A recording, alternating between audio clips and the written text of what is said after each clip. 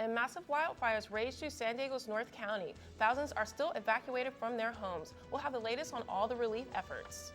Thousands were forced to flee their homes with little to no warning. We'll share some of the emotional stories. And firefighters discovered what could be the first fire-related fatality, leaving investigators with many unanswered questions. We have the details ahead. And some wild weather this week, but will cooler temperatures come this weekend?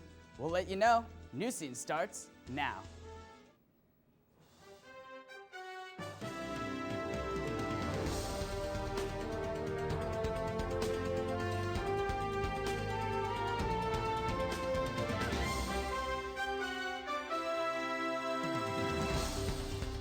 Hello and welcome to New Scene. I'm Shakina Blake. And I'm Brittany Ford. Thank you for joining us.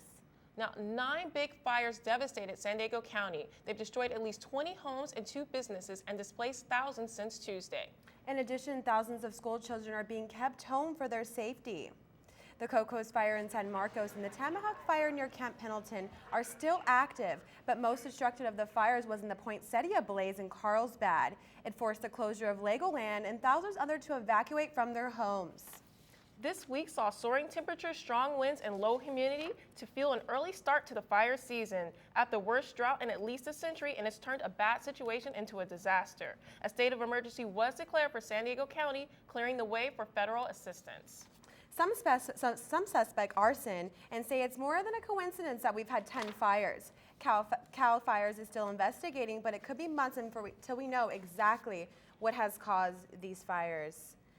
This has been such an unfortunate situation. I'm actually a San Diego native, and for there to be 10 fires in 1 week, I mean, it could be arson, but we are in drought. There's so many circulating questions regarding these massive fires. Yeah, I mean, I don't think there's a person in San Diego who hasn't been affected or who doesn't know anything about, doesn't know anyone who has been affected by the fire. But every time you hear about a fire, it's usually related to Santa Ana winds. And Ronnie Doss has more of the details to tell us exactly what Santa Ana winds are. Thanks, Shakina. Yeah, a lot of people have been wondering what the Santa Ana winds are, so why don't we take a look at that. As you look through the coastal areas, we're usually getting our air flowing in from these coastal areas as kind of a natural buffer, a natural cooler in our county. But as you look into this high pressure area above the Mojave Desert, it is pushing through these Santa Ana mountains, and that is creating the air to compress, get hotter, have a lower humidity point, and fan out across the country, which increases the risk of wildfire. So as you can see, it is kind of the spark that led to the fire, although the drought conditions have not made it easier. But we may have some weekend relief, so we'll talk to you more about that later in the show. Back to you at the desk. Thank you, Ronnie. It'd be great to have some weekend relief. Now, more than 5 years after the Cedar fires, SD Fire and Rescue has made it clear that they're better prepared than ever before. San Diego Fire and Rescue has trained several new codes of conduct for firestorm emergencies. Among the new procedures are timely evacuations for volunteer and staff, and additional firefighting resources. The fleet of aircraft now include 3 military and air tankers and a converted DC-10 supertanker. That's all fighting the current fires.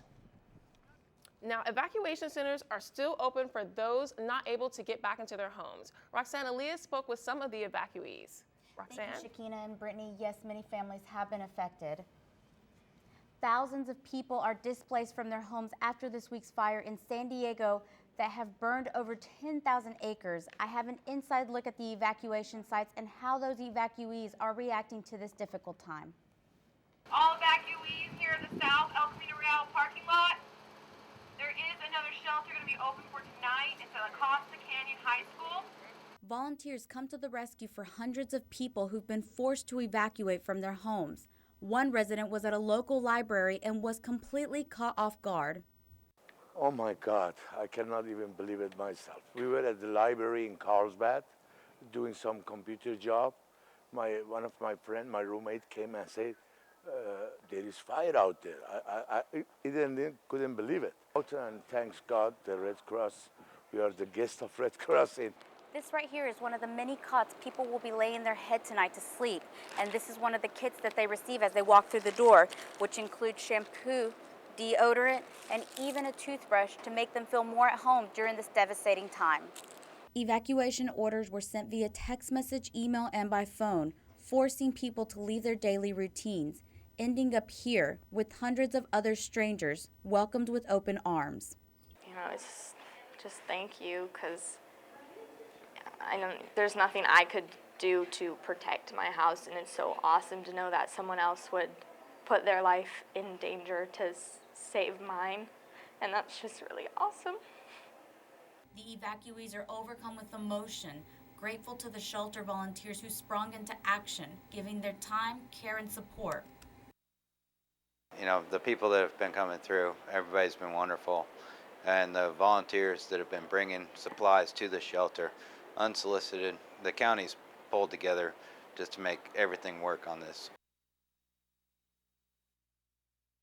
Cross volunteers want to make sure that people know that it's very important to stay in contact with your family and friends.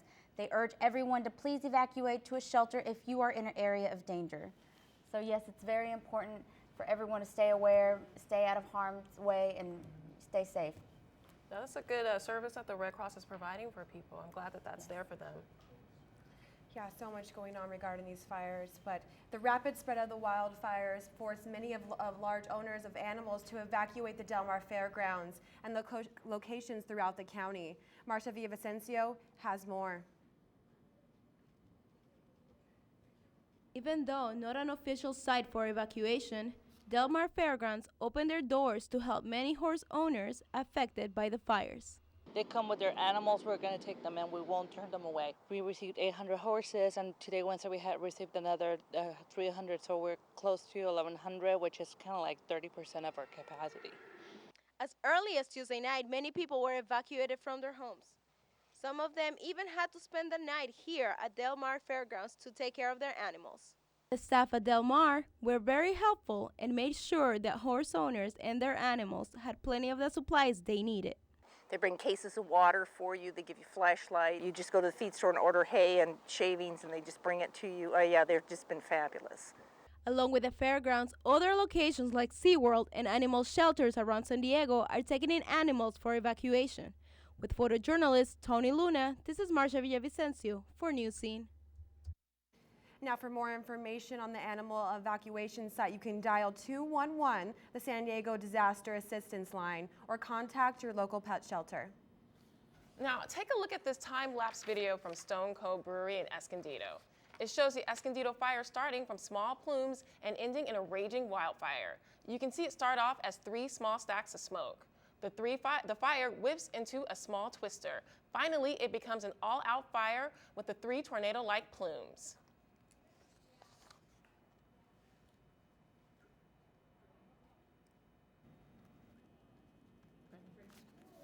The deadly fires claimed their first and hopefully only victim yesterday. News Scene shot this video at the intersection in Carlsbad. The victor's severely burned body was discovered by fire crews mopping an area of the San Marcos fire. The federal medical examiner was not released any information about the victim, but the body was found in an area that believed to be a homeless encampment. Now, 1 adult and 1 teen have been arrested in connection with starting a small brush fire near Kurt Carson Park in Escondido last night. The 19-year-old Isaiah Silva and a juvenile whose identity is not being released are charged with 1 count of arson. Witnesses reported suspicious behavior and alerted authorities. We have also seized evidence that indicates to us that these are the 2 individuals that were reported to be involved in setting fires. These teenagers are not being investigated for starting any of the 9 big fires which burnt throughout the county this week. And up next, new policies might let more marijuana dispensaries open up in San Diego. And in sports, the Padres took on the Reds in the doubleheader. Could they keep their win streak alive?